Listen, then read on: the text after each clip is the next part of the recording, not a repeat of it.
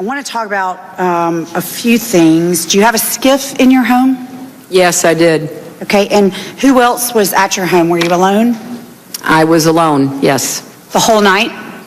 Well, yes, the whole night. Well, I don't know why that's funny. I mean, did you have any in-person briefings? I don't find it funny at all. I'm sorry, a little note of levity at 7:15. Well, I mean, the reason I say it's not funny is because it went well into the night when our folks on the ground were still in danger. So I don't think it's funny to ask you if you were alone the whole night. Congresswoman, you asked if I had a skiff. I had secure phones. I had other equipment that kept me in touch with the State Department at all times. Vertigo, they can have forgetfulness. Is that video we're showing a seizure? Well, maybe it certainly could be. Watch it right here. Let's just watch it closely here. Watch the reporter back right there. You see the look, and it goes on and on and on. That is, to me, bizarre. There's certainly some neurologic issue going on depending on when this tape was taken, but 30% of the patients that have some sort of the post-traumatic injuries, they can have cognitive issues, forgetfulness. Sometimes they can forget words. The brain freezes. So I can show, just to be clear on, I talked to a top epileptologist today, a seizure specialist, one of the top in the country, that does not think that's a seizure. So I want to be clear. We need the records to be able to make those determinations. About 90 minutes in, Mrs. Clinton left, saying she felt overheated. Before she was taken to her daughter's apartment, a camera captured Mrs. Clinton appearing woozy and losing balance as she was escorted into her SUV. A short time later, she emerged from her daughter's apartment. Feeling great. Feeling great. When you look at that collapse, that video that was taken, you wonder if it's not more serious. No, than dehydration. She's been, well, if it is, it's a mystery to me and all of her doctors. Rarely, but on more than one occasion over the last many, many years, the same sort of things happened to her when she just got severely dehydrated. And she's worked like a demon, as you know, as Secretary of State and as a senator, and in the years since. It's chaotic, but law enforcement's trying to make sense out of it. They're trying to obviously not let something happen again in the next 10 minutes, the next hour. This is an NBC News special report. Here's Lester Holt. Good day from New York. Some concerns raised this morning about the well-being of Hillary Clinton, Democratic candidate for president, after she left the 9/11 memorial service at Ground Zero earlier than expected. Her campaign telling us that it may have been related to the heat and that she is okay. And of course, the late night comics are weighing in. You know what? Everyone, especially reporters, have a right to be angry. You know, as does everybody else who Hillary kissed and touched this weekend. Yeah, look at her, handing out pneumonia like it's a free sample at Costco. Would you like some pneumonia? Trump has refused to attack her while she's sick, and he even said that he hopes she feels better. At which point people started asking Trump if he was feeling okay. Maybe you should lie down, Mr. Trump.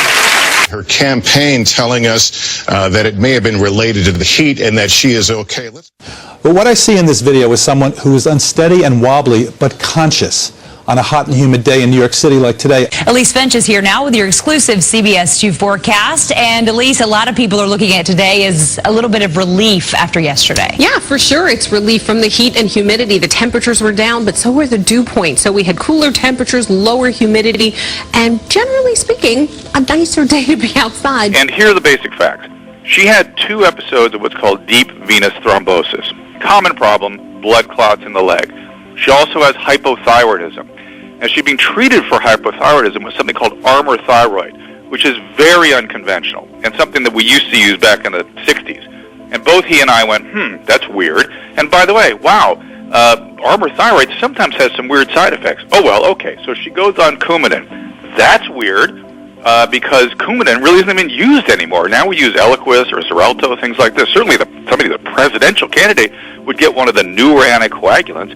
Then she falls, hits her head, and as a complication of that has something called a transverse sinus thrombosis. This is an exceedingly rare clot. I've only seen one of these in my career, which is a clot in the collecting system for the cerebral spinal fluid. and it essentially guarantees that somebody has something wrong with their coagulation system. Well, she's had 2 clots, a transverse sinus thrombosis. What's wrong with her coagulation system? Has that been evaluated? And oh, by the way, Armour thyroid associated rarely with hypercoagulability. So the very medicine the doctors are using may be causing this problem, and they're using an old-fashioned medicine to treat it. What is going on with her health care? It's bizarre. I got to tell you, look, maybe they have reasons, but at a distance, it looks bizarre. And she would continuously berate people, as I mentioned before, but she was like 2 different people. Again, she would be polite and nice to everybody when the cameras were on, and then when they were off, she was just cold, distant. Seconds later. Just almost instantly. I mean, that's what I've experienced quite a few times. And I also think we'd be a lot better off if we actually talked to each other instead of yelling at each other. I am so sick of the Sanders campaign lying about me. She does seem angry a lot. Right. And you're saying behind closed doors when nobody's looking, she's that angry person always. Mostly. Or distant, cold. What I've been looking at there, Sean, doesn't concern me too much. That's her being a politician. The kind of anger I'm talking about is where she just almost can't even complete a sentence. She starts yelling, screaming, cussing. I talked in the book how she... By the way, mistreating people in their positions. Sure. All the time. Yes, the uniform division officers, agents. So this is like you're describing a phony, fake, fraudulent human being. Absolutely. All right, let me give you an example. This is Hillary, saying she remembers landing under sniper fire when she went to Bosnia. This is what she said. I remember landing under sniper fire. There was supposed to be some kind of a greeting ceremony at the airport, but instead we just ran with our heads down to get into the vehicles to get to our base.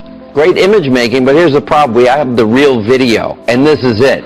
This is Hillary arriving not under sniper fire, but she walks up to a group of young girls who give her flowers and give her gifts. That's not exactly sniper fire. So is that the person that you're trying to warn America about? Yes. Explain. In other words, she sits with an interview with Bill. You think they're the happiest couple together. The light goes off. She hates him. Right. I don't know if she hates him or not, but I will tell you that the example you just showed there is a perfect example of anybody that worked around them in the Secret Service. When they saw that, they knew they started laughing their faces off because they knew that was a flat-out lie. Secretary Clinton said there was nothing marked classified on her emails either sent or received. Was that true? That's not true. Secretary Clinton said I did not email any classified material to anyone on my email. There is no classified material. Was that true? There was classified material emailed. Secretary Clinton said she used just one device. Was that true? She used multiple devices. Secretary Clinton said all work-related emails were returned to the State Department. Was that true? No, we found work-related emails, thousands. Did her lawyers read the email content individually? No. The internet is lighting up with conspiracy theories claiming this is not Hillary Clinton, but a body double. Hillary seemed in good spirits as she emerged from her daughter Chelsea's apartment Sunday after collapsing at the 9/11 memorial ceremony. But the Twitterverse erupted. Nose looks very different. This isn't Hillary. Another conspiracy theorist noted the absence of any obvious Secret Service agents close by when Hillary walked out of Chelsea's apartment building. Some citizen sleuths claim the woman emerging from Chelsea's apartment was actually this woman, Teresa Barnwell, who's the spitting image of the presidential candidate. And Teresa added fuel to the fire when she posted a photo of herself outside the apartment building wearing sunglasses with the caption, "Maybe I was in New York." Teresa Barnwell even has an ironclad alibi. She was impersonating Hillary all right, but 3,000 miles away in LA. Here's the evidence. She was appearing live on Spike TV's Lip Sync battle along with lookalikes of Bill Clinton, President Obama, and First Lady Michelle. Why did you post that tweet? Just to kind of mess with people because of this rumor that had started that some kind of body double had come out of the apartment instead of the real Hillary. She's worked like a demon, as you know, as Secretary of State and as a senator and in the years since. Now, one of the things that I have learned about Hillary Clinton is that one of her heroes, her mentors, was Saul Alinsky. And her senior thesis was about Saul Alinsky. This was someone that she greatly admired and that affected all of her philosophies subsequently. Now, interestingly enough, let me tell you something about Saul Alinsky. He wrote a book called Rules for Radicals. On the dedication page, it acknowledges Lucifer, the original radical who gained his own kingdom.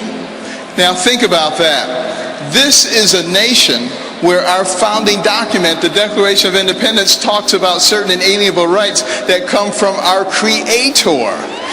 This is a nation where our Pledge of Allegiance says we are one nation under God. This is a nation.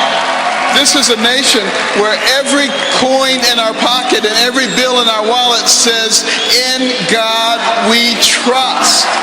So are we willing to elect someone as president who has as their role model somebody who acknowledges Lucifer? Hi, this is Sharon reporting from Bad News Media.